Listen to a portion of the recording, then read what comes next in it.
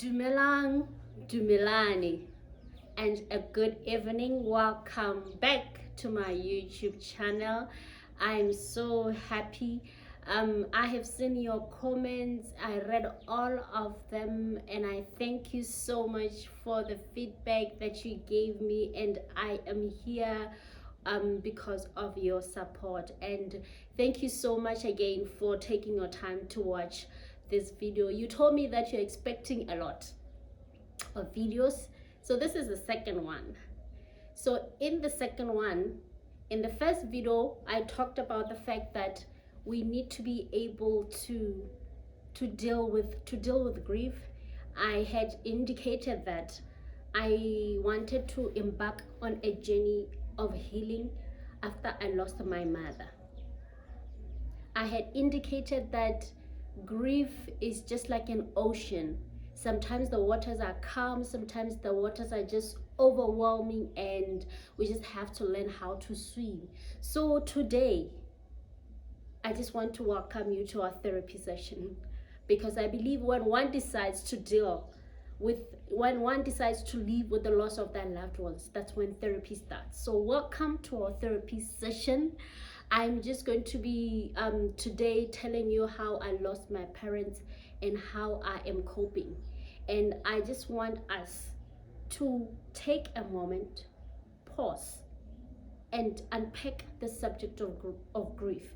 Because like I indicated, grief just brings so much distress. It is all consuming. It can cloud your thinking. Grief,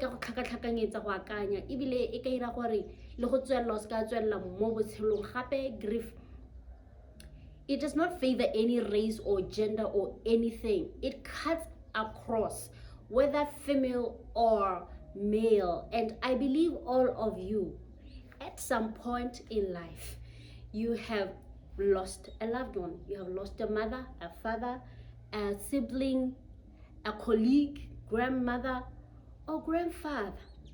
But have you ever in your life taken the moment to deal with that loss? Have you ever paused to deal with that loss? Have you ever paused to get a dose and fix the feelings that you're feeling about what has just happened to you? Because guys, or many a times we run away from it. We don't want to talk about it. We pack it in suitcases of our lives, because suitcases it's about worry, it's about anger, it's about unforgiveness. They are wearing us down. So I believe the time now, there's no how we can avoid talking about this one. I believe it is time we talk about how we've lost our loved ones, just as much as we can talk about our happy moments.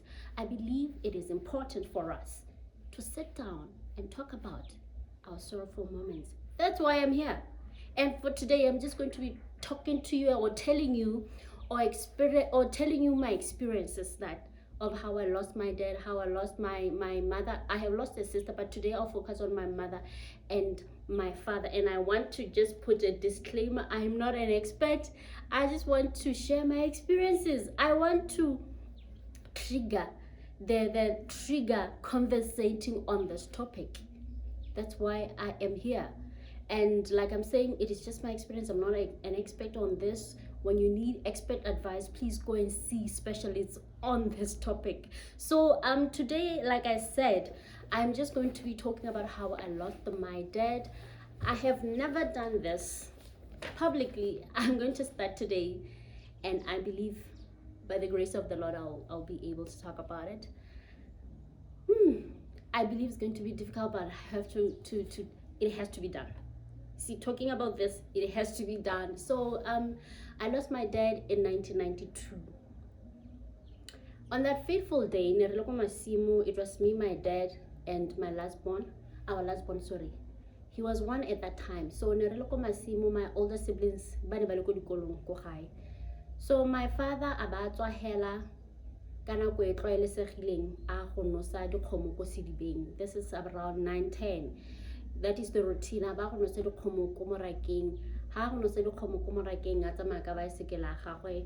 The black one, I don't know like yone hamba kana yang, but I just know that ho la tsamaya ka baesekele a gagwe. Baesekele ya gagwe ne every time ha boa ke be ke mo emela ha patlelong ha re tsena mo lapeng a mpega ba pheka baesekele e ne le routine ya rona ya tsetsotsatsi. And I was so close to him because I was technically the last one, because I stayed for some years, so I was technically the last one, and he was my guy. So we look ko sidibeng, ha ile ko sidibeng jana, gata ha ile ko sidibeng metsi a baya ko tlase, mysterically la baya ko tlase, a ba tsena mo sidibeng a re batla go bona gore ke metsi a ile ko tlase, and ha le ko tlase metsi a ba bele, and that was it. So around 12ish re bona my cousin and some other men ba tla ba tlisa baesekele, and then they tell my mother that the owner of the bicycle o santse a tshwere ke sengwe o tla boa. 2 minutes re bona dikoloi di hitela ko tseleng, because we were next to the road. 2 minutes dikoloi di a tsena ko lapeng, ra tsewa ko masimorisiwa ko gae. The person is gone. Yes, ra ko mo lepelle ra go simolla process ya merapelo ya go simolla. The entire week process e simolotse, I did not for the entire week ha process ntse simolotse. I was just sleeping with my mother in the same house and my brother. On Friday ha se re pasa goroga, they did not allow me to get inside the house. That was a huge change. Why today? Phitlho ya tsena ka Saturday go ya phitlhong re tsawa re iswa ko di neighbor go le ka merapelo. We were not allowed to be part of merapelo. Re tsawa re iswa kwa. Okay, fine, cool. Lesola hela. Where's my dad? I asked my mom. We lay to a very far away place. He'll come back. Cool.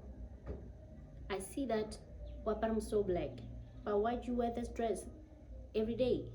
I like it. She tells me. Cool. I see they performed the traditional rituals because my parents were not saved. 3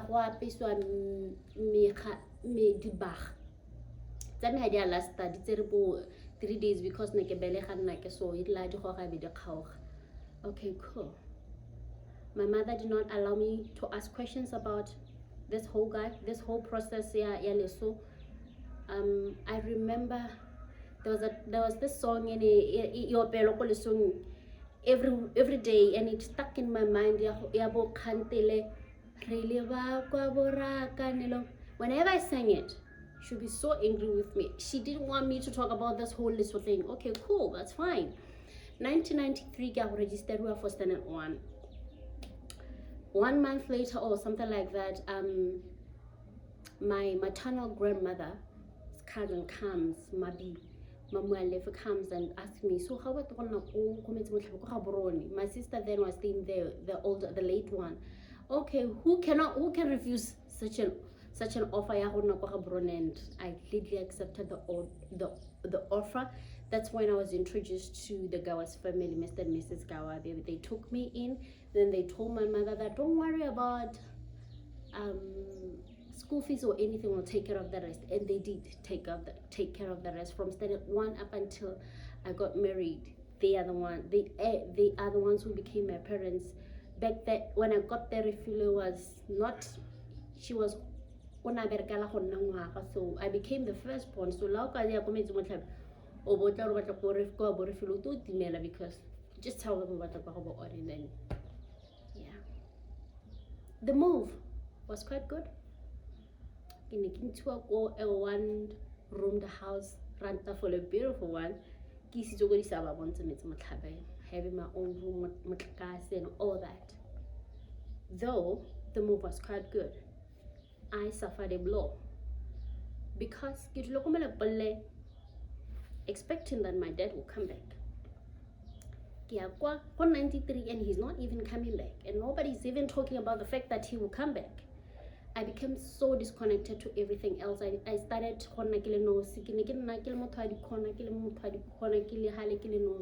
and that's the habit that grew up with me, and I still, even right now, I enjoy staying by myself. And that was never addressed. 2007, I'm at UB, and then I become part of Face the Nation.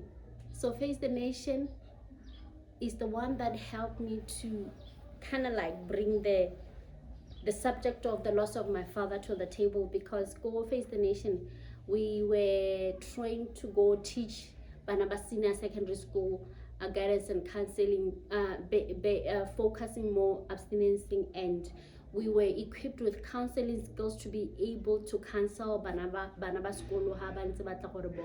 So that week, training counseling, it was so intense because we had to take out everything that was bothering us. The emotional cup, we had to deal with the losses, deal with your unforgiveness, deal with your anger issues and all. That was the very first time in my life in 2007 that I grieved my father, and I cried as if that guy just died. That's when I dealt with his passing. It was so painful, but I thank God that I had to deal with it. And that's when I learned the art of forgiveness. I had to go and forgive my mother for never telling me the truth about the death of my father, and if in my forgiving her, I realized that not because it was deliberate, it was ka ha ba godisitsweng ka teng. So ka ha ba godisitsweng ka teng ka go nna sephiri sa gore ngwana ha irwe, ngwana ha bontshisi. So that's what they adopted, and that's what they really that's how they raised us. And then I had to forgive her. And I was told to my dad, I remember when I had a chat with one of my colleagues, and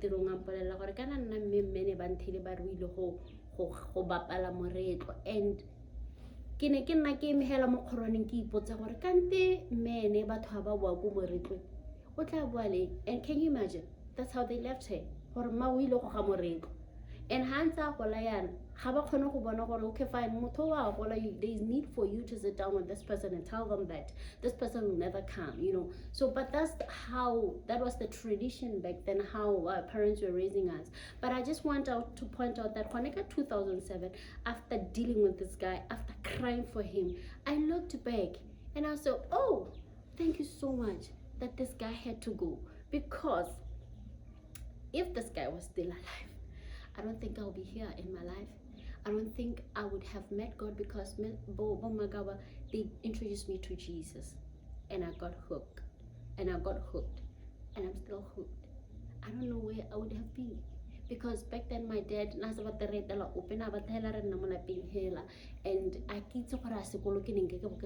but when I look back, I say, Father, thank you so much for this guy's passing. I celebrate his passing each and every day because of where I am in my life. Yeah, so that's what I just wanted to point out, that when you deal with it, when you take a pause and take a dose and deal with what is bothering you about the loss of your loved one, and you accept it, and then you receive greater things, the purpose of why that person had to go. So every day I celebrate the passing of my father. Yes, so now on to my mom. It's going to be a long one, a long video, but it is worth it.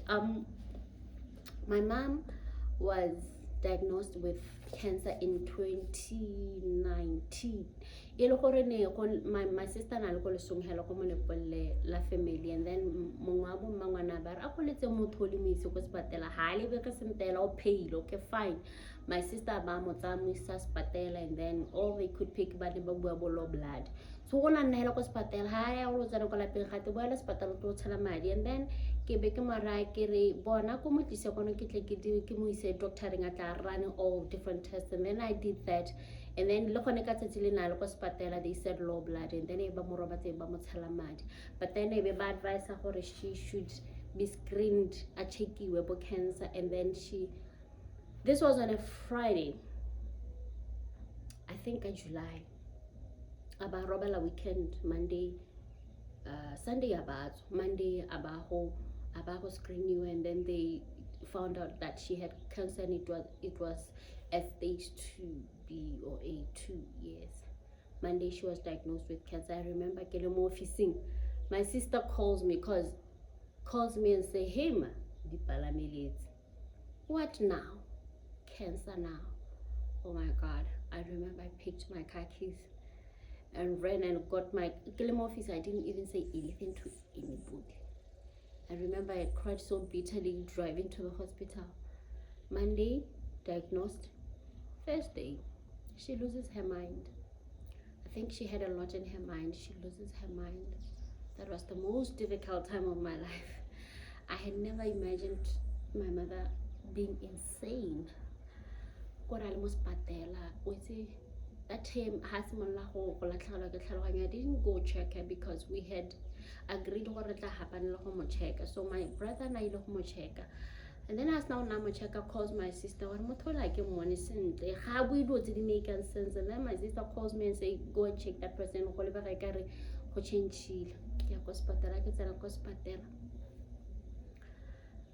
Oh, I find her on the bed. She does not make sense. But she could realize what that was the most beautiful thing. Everything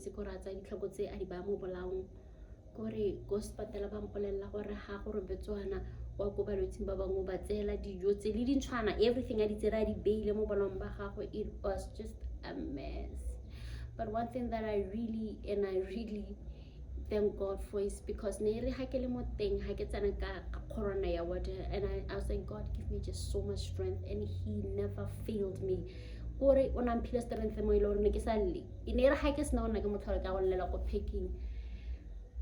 yes, that was 2019. She got the so because when I lose a tlhaloganyo, treatment was delayed, so they wanted her to be stabilized, and it took so many days for abuele. I remember ke motlhela a bofeletse mo bolaong ka di bandage because now she was something else, and that was just too much, and that was so heartbreaking. And yeah, she eventually came by, and that treatment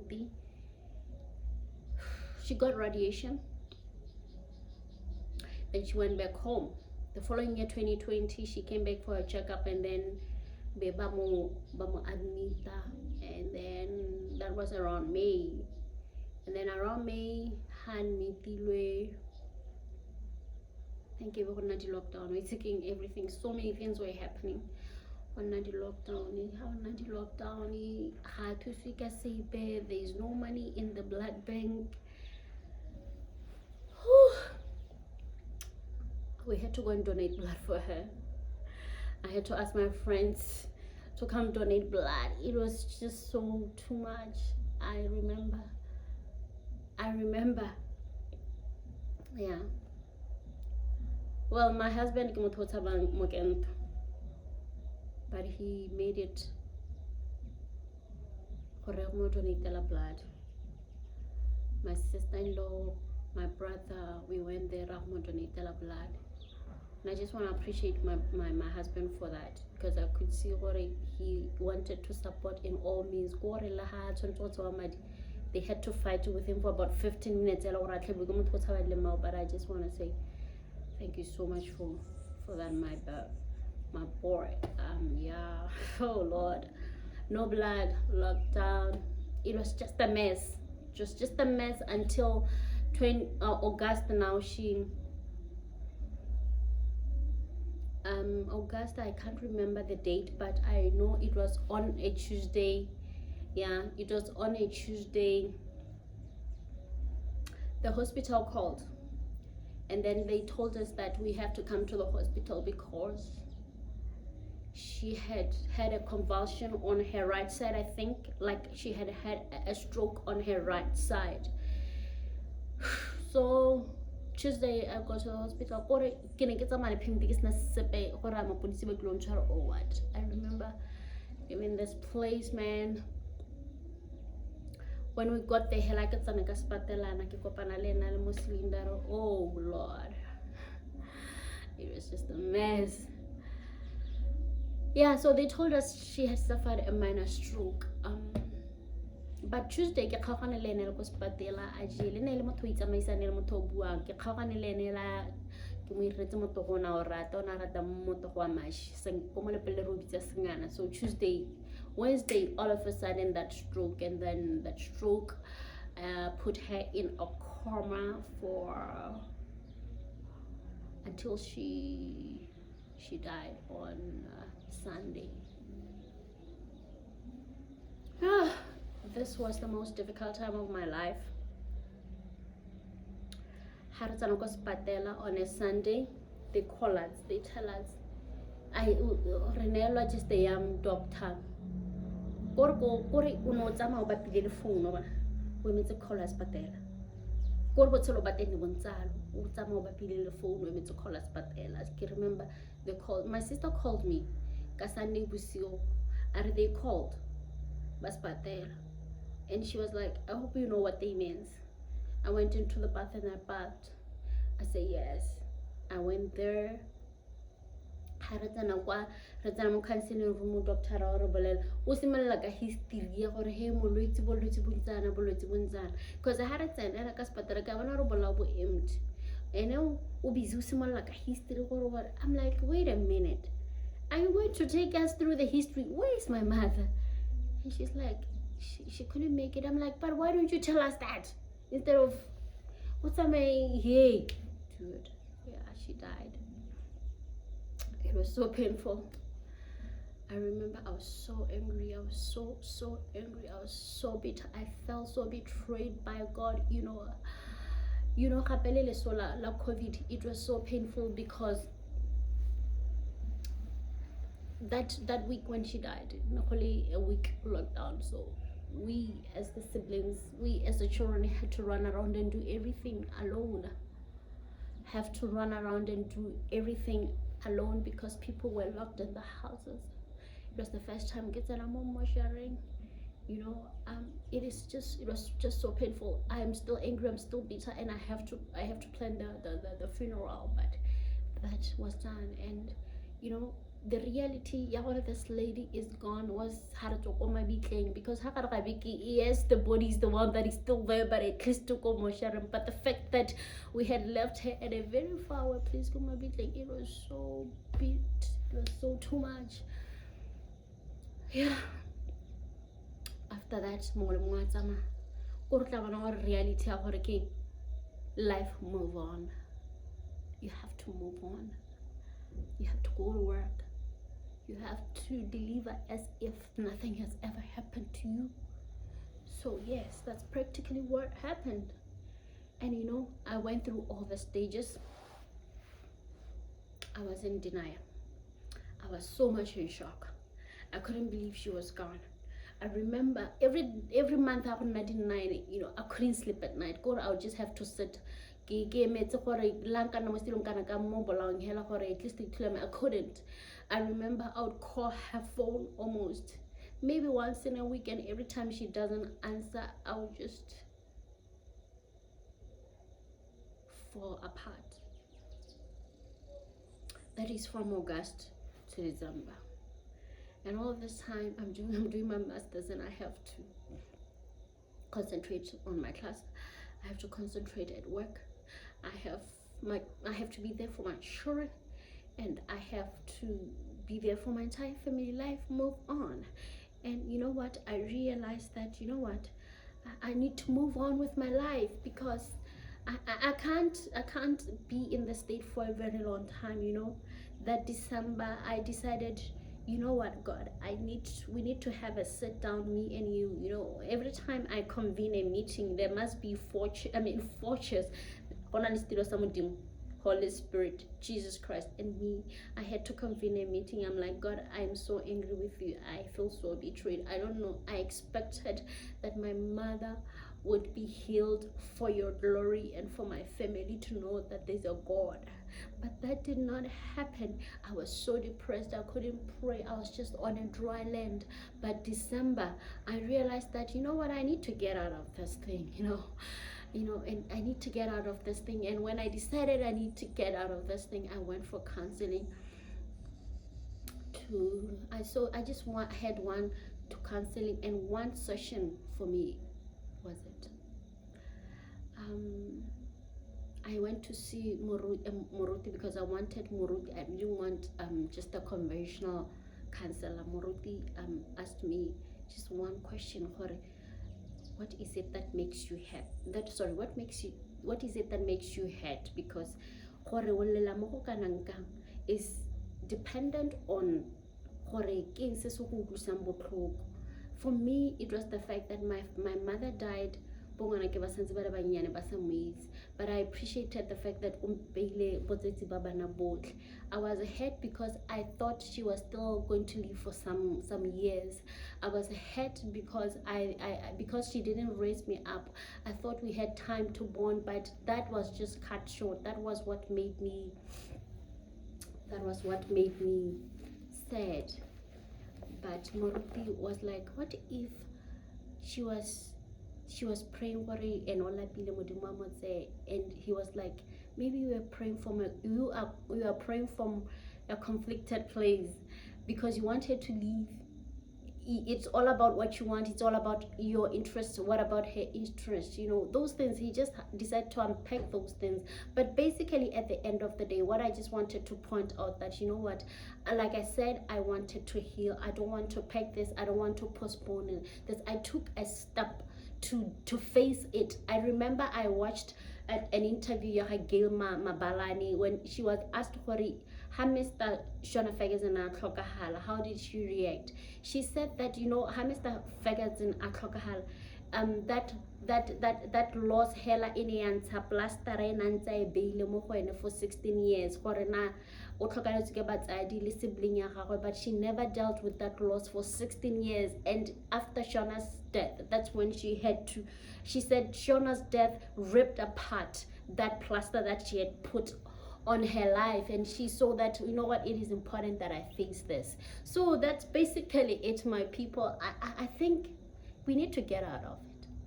We need to find ways. Talk to somebody. Find a circle of people you can talk to. Go to a counselor. Go to start therapy.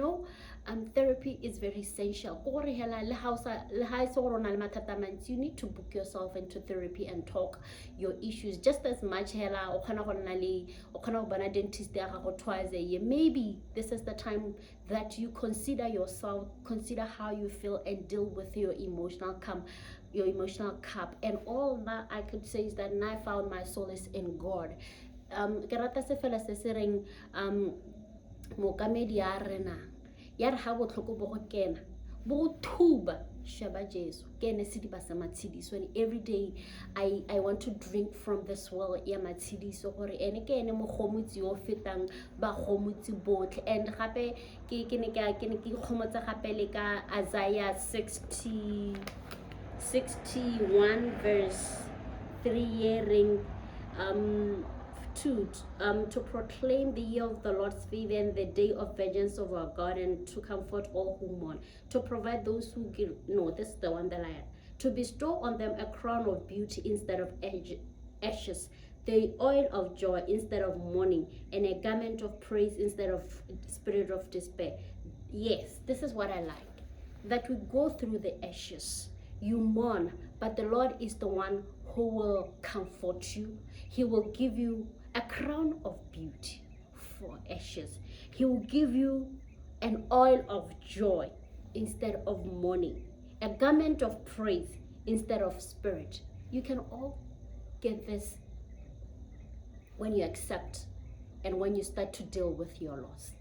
So yes, basically, ladies and gentlemen, I think I've started the therapy and I managed to talk.